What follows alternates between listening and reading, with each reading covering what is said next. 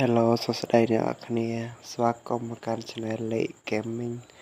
ថ្ងៃនេះដែរខ្ញុំមកលេង Game Plan vs Zombie វគ្គ 2 ថ្ងៃអ្នកមកថ្មីកុំភ្លេចជួយ Subscribe ខ្ញុំផងថ្ងៃអ្នកនរគ្នាមកមើលការលេងរបស់ខ្ញុំបាទ Lake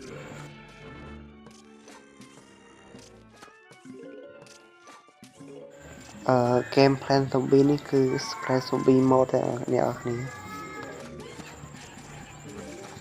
ឥឡូវនេះយើងកំពុងតែដាក់ផ្កាឥឡូវ Zombie ដើរមកហើយឥឡូវដាក់រលឹកដាក់ផ្ការន្ទះដាក់កាន់តែច្រើន Zombie មកកាន់តែច្រើនអ្នកគ្នាពីកុំភ្លេចជួយ Subscribe និង Like មួយផង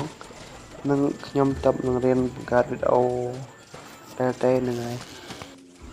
បើខ្ញុំនិយាយទៅមានពាក្យពេចន៍សម្ដីខុសឆ្គងសូមអធិស្ឋានផងបាទ